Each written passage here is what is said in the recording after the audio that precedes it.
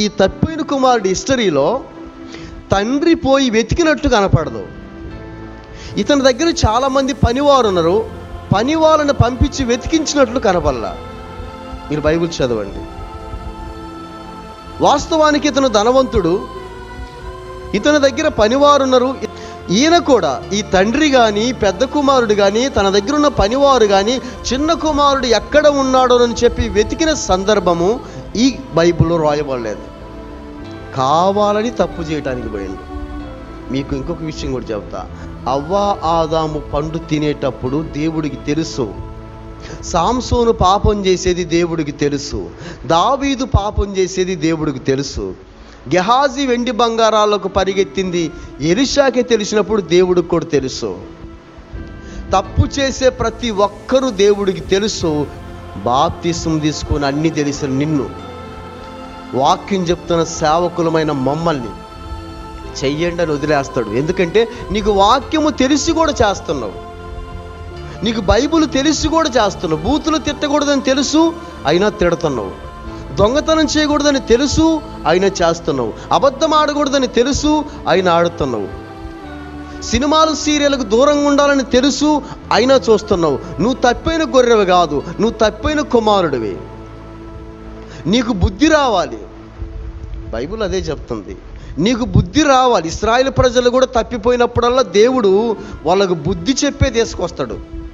ఏదో ఒక శత్రువులకు అప్పగించి కరువు, శ్రమలు, మరణము అనుభవించేటట్లు చేసి అప్పుడు బుద్ధి వచ్చి ఏడిస్తే ఇప్పుడైనా పద్ధతిగా ఉండమని చెప్తాడు. అంతెందుకండి, నీ కుమారుడు ఏదైనా తప్పు చేస్తే నాయన అయ్యా రాయ అనవు కదా, కొట్టో తిట్టో తీసుకొస్తాడు.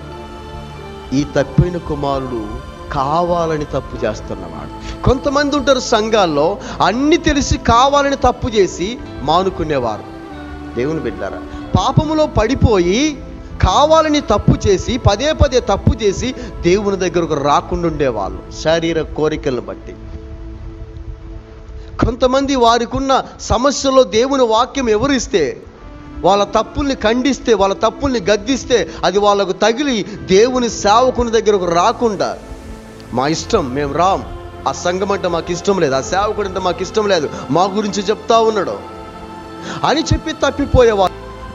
చివరికి అక్కడ తిరిగిండు, ఇక్కడ తిరిగినడు, స్నేహితులందరూ మోసం చేస్తున్నారు, తీసుకెళ్ళిన డబ్బులన్నీ అయిపోయినాయి. ఎందుకంటే రోజులు ఇలాగే ఉండవు కదా. ఇప్పుడు ఏ పరిస్థితులు ఎట్టున్న ముందు ఆయన కాళ్ళు పట్టుకుని ఆయన దగ్గర ఉంటే మనం క్షేమంగా ఉంటాం. కానీ డబ్బును చూసో, బంగారాన్ని చూసో, బలాన్ని చూసో, బలగాన్ని చూసో ఆయన కాస్త అట్ట నెట్టేసి పక్కకు పోయినాం అనుకో, ఈ రోజులు ఇలాగే ఉండవు, ఈ ఆరోగ్యం ఇలాగే ఉండదు, ఈ పరిస్థితులు ఇలాగే ఉండవు, ఈ ఆర్థిక స్థితి ఎప్పుడు ఇలాగే ఉండదు. ఏదో ఒక రోజు నష్టాలు రావచ్చు, కష్టాలు రావచ్చు, శరీరంలో రోగాలు రావచ్చు. అప్పుడు ఏం చేయాలి? ఇతను అనుకున్నాడు, నాకు డబ్బు ఉంది కదా, నా తండ్రితో ఏం పని? ఈ డబ్బుతో బంగారం కొనగలను, ఈ డబ్బుతో పొలాలు కొనగలను, ఈ డబ్బుతో నేను ఏదైనా తినగలను, ఈ డబ్బుతో నేను ఏదైనా చేయగలను అనుకున్నాడు. వెళ్ళిపోయాడు. కూర్చొని తింటే కొండని కరిగిపోద్ది. పరిస్థితులు ఎప్పుడు ఒకేలాగా ఉండవు. మొత్తం మీద డబ్బంతా అయిపోయింది.